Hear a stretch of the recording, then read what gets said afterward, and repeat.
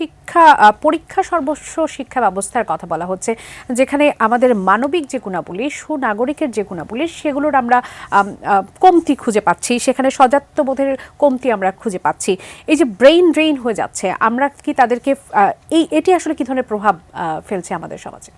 আসলে একাডেমিক সেক্টরে আমরা দেখতে পাচ্ছি যারা মেধাবী রয়েছে তারা কিন্তু ব্রেইন ড্রেইন হয়ে যাচ্ছে, বা যারা বিভিন্ন শিক্ষকতায় মেধাবী ছাত্র, যেমন আমাদের ঢাকা ইউনিভার্সিটি যারা ফার্স্ট ক্লাস ফার্স্ট হবে সেকেন্ড হবে তারাই শুধু টিচার হতে পারবে, বাট ইনিশিয়ালি তারা বেতন পাচ্ছে কত, মাত্র 30,000 টাকা। তাহলে তারা কেন জয়েন করবে শিক্ষকতা? আর অপরদিকে যখন আমাদের এই মেধাবীরা বিদেশে পিএইচডি করতে চলে যায়, দে আর দ্য এক্সেপশনাল, দেশে ফেরত এসছে, কেউ ফেরত আসছে না।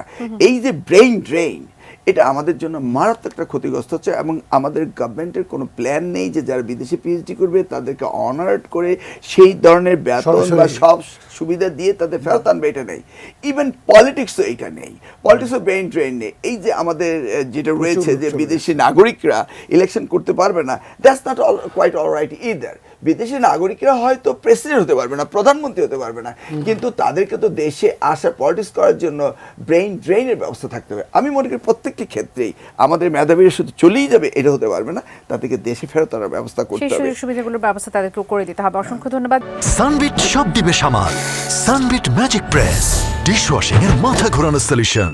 জনাব আমানুল্লাহ ফেরদৌস, আপনার কাছে আসি। সেটি হচ্ছে যে শিক্ষকদের একটি গুরুত্বপূর্ণ জায়গা আছে। আমরা যখন শিক্ষা ব্যবস্থার উন্নয়ন করব, শিক্ষাক্রমের উন্নয়ন করব, শিক্ষা কমিশন তৈরি হবে, সেখানে শিক্ষকদের মান উন্নয়নে বা শিক্ষকদের জীবন যাপনের উন্নয়নে আসলে কি ধরনের ব্যবস্থা দেওয়া উচিত? আমরা এটাকে বলি কন্টিনিউয়াস প্রফেশনাল ট্রেনিং, সিপিডি, এবং সেটা জাতীয় বিশ্ববিদ্যালয় করছে, এবং সামনে আরেকটা বড় কাজ আসছে, এই কন্টিনিউয়াস প্রফেশনাল ট্রেনিং আমরা সারা দেশে শিক্ষকদেরকে দিব। কিন্তু আমাদের অভিজ্ঞতা বলে সেই ট্রেনিংটা অ্যাপয়েন্টমেন্টের সময় যদি দেওয়া যায় তাহলে খুবই ভালো হয়। সেই ট্রেনিংটা যখন তিনি রিটায়ারমেন্টে যাবেন তার আগে দিয়ে তো কোনো লাভ নেই। কিন্তু দেখা যায় যে অনেকে 10-15 বছর পর্যন্ত শিক্ষকতা করছেন, কোনো ধরনের কোনো কন্টিনিউয়াস প্রফেশনাল ট্রেনিং পান নাই। সেই জায়গাটা আমরা আইডেন্টিফাই করতে সক্ষম হয়েছি, আমরা সেই জায়গাটাতে ট্রেনিং দেব। আপনাকে যদি শিক্ষকতার পেশায় থাকতে হয় এবং আরও কয়েকটা পেশা, ল, মেডিসিন, এই সমস্ত জায়গাগুলোতে এই কন্টিনিউয়াস কিন্তু পড়াশোনার উপরে থাকতে হয়, একটা জায়গাতে স্টাক হয়ে বসে থাকার সুযোগ নাই। নতুন যে শিক্ষা কমিশন আসবে তাদের কাছে আমাদের একটা দাবি থাকবে যে এই কন্টিনিউয়াস ট্রেনিংটা যেটা শিক্ষকদের সেটা দিতে হবে। আরেকটা জায়গাতে বলি, যেটা মিলন ভাই একটু আগে বলছিলেন, গত 15-20 বছরে এদেশ থেকে লক্ষ লক্ষ মেধাবী শিক্ষক এবং লক্ষ লক্ষ মেধাবী ছাত্রছাত্রীরা চলে গেছে দেশ ছেড়ে, বিভিন্ন কারণে ফ্রাস্ট্রেটেড হয়ে, বিভিন্ন কারণে আপনার এই যে স্টিগমাটাইজড হয়ে দেশ ছেড়ে চলে গেছে।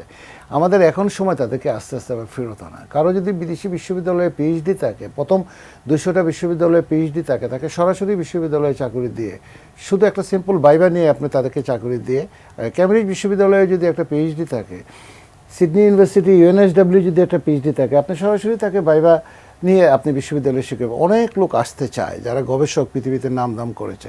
একটা কল লাগবে রাষ্ট্রের পক্ষ থেকে যে আপনারা আসেন, ফিরে আসেন, দেশে কন্ট্রিবিউট করেন, অথবা একটা পার্টিকুলার সময়ের জন্য আসেন, একটা পার্টিকুলার একটা কোর্স পড়ান, বছরে আমাদের এখানে আসতে চান।